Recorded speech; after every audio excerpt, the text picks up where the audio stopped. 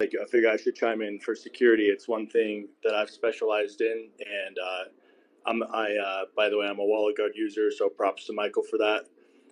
You do need services like that on Ethereum and any other blockchain inherently lacking security. And if you actually go to the depth of Ethereum, this is one of the key things. Vlad, he's one of the main co-founders of Ethereum, has been saying it since 2017 that governance and lack of governance on Ethereum is the biggest problem on Ethereum. And back in 2016, there was an event called the DAO, which basically I had participated in that. It collected 14% of all ETH out there.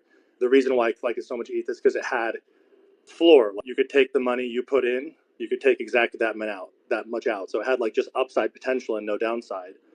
So that's why it gathered so much ETH. But the only risk was if there was a bug in the contract. And lo and behold, that's exactly what will happen when there's such a big pile of money there. It attracts the wrong people. So that's what happened. They got hacked, and it was a big deal at the time. And that's actually how Ethereum Classic was born, was out of that event. And a lot of people at the time were calling for the death of Ethereum. And I was very active on Reddit. Reddit's where all the action happened back then. So I was active on Reddit and felt like I was battling away these just really low ethic, low morality people, basically saying, oh, ETH is dead, ETH Classic's a new thing. And there were some big players out there too that were also saying the same things. So it was kind of a scary time for Ethereum. What Ethereum ended up doing is they did a carbon vote, which is just basically just a vote. And it was overwhelmingly in favor of just freezing that money.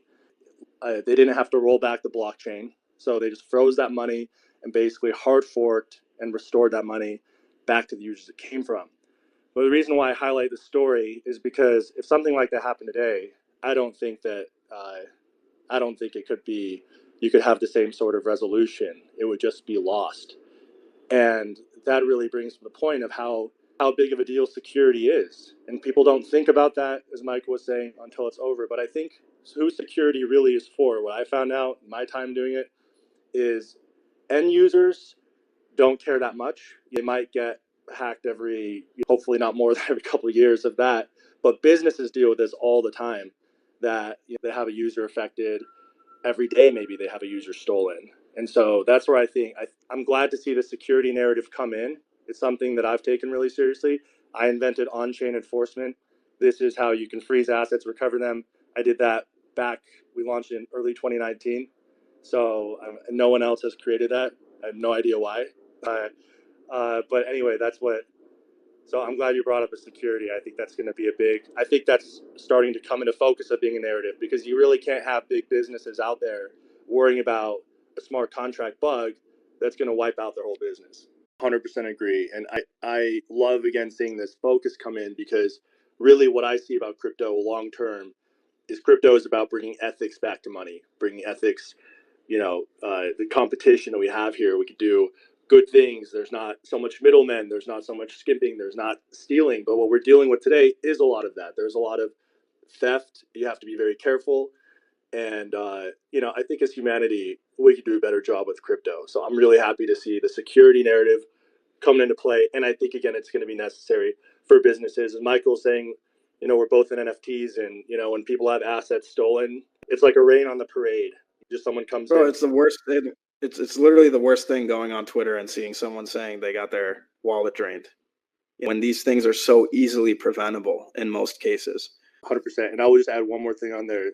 We should seek to cultivate a culture of expecting better ethics, and I think that's a big part of it. You create a place where we can use blockchain, not be so worried about it. I'm thinking, as Samir said, where's the future look? Where's the ball going? The ball is going to 1 billion more users joining crypto, right, in the coming years. And what kind of environment are they going to come into? Are they going to come into a scam fest, or is there going to be some semblance of culture to say, hey, no, we stand against all this fraud, all this crime? It really is rampant. You got to give, as much as I don't like how much regulators and Congress and all them are, aggressive against crypto, they have a valid point. There is a lot of crime, and I've personally experienced it. I've worked with authorities, and it's, by the way, very hard to get justice through the justice system. I have one case in 2017. It was a hack. It was a DNS hijack you don't know what that is, it's the website gets taken over and it functions just like the original website, but they're gathering your information and stealing your private keys. That was Ether Delta back in Christmas Day 2017. These guys stole $1 million from me, and just talked to DOJ like, I don't know, the past week, and finally it's coming to a conclusion, and maybe I'll get something back. I haven't got a penny back from it, and that's like a blue moon of being able to get something back, because 99% of the time, and unless you're losing a significant amount of money, there's no recourse. So that's what I'm talking about, really changing the culture of the space, that we should all want to see the space be something that we feel comfortable bringing our grandmother into, our parents into, and not worrying about them being, rug pulled or, yeah. So I think culture is like key. But anyway, good combo, guys. Right on. Well, I'll add on the recoverable assets. There was a piece of news a couple months ago. Binance actually had $20 million stolen from an address poisoning attack, which I was affected by too. I don't know if you guys heard about that, but it was in Tether, right? And so they were really lucky that the scammer didn't have like some sort of alert set up to immediately convert it into ETH, because they were able to call Tether in time and they got that money sent back to them. Most of us don't have that capability. When I had $30,000 stolen from me, it was USDC. So, coin, Circle's coin as well. Anyway, so I contacted them and they're like, oh, you need a court order. And I'm like, how the hell am I going to get a court order to freeze this money? And I know that scammer is going to turn it into ETH as soon as possible and it's going to be out of reach. And 6 hours later, that's what happened. So by the way, if you don't know about address poisoning, you should learn about it. Basically, the way a lot of wallets are set up right now, you have the beginning part of the address and the last part, right? Like the first 6 characters of each, and then the middle part's just ... Well, that's where address poisoning comes in. The first part and the last part look the same. They switch that part out. So if you're not paying close attention and you copy the address from Etherscan, sometimes those are actually fake transactions that happens. Anyway, but the point I want to make out of all of it is, so you do have some governance already on tokens. So that's good. But the problem is, again, once it turns into ETH or like a native token without governance, it's no longer within reach. And so that's where you start going into the realm of like advanced security. And ultimately, just to answer your question, the future that I see is like a lot of DAOs that have enforcement capability. So I built a blockchain. It's inherently a DAO as well. You vote on funds and you can vote on proposals for enforcement as well. So, but the future that there's a lot of DAOs with enforcement, and everyone has their own set of like kind of cultural expectations, how much they're involved, how little they're involved. And that's kind of where I see it going. And ultimately, it kind of becomes a competition for which networks are really taking care of their users / citizens the best. This is like pretty far in the future, like maybe, I don't know, 5-10 years in the future. But that's what I'm seeing. That's what my vision is for mass adoption. Yeah, I mean, and that already exists today. Like, again, the example with Binance with the Tether being stolen, right?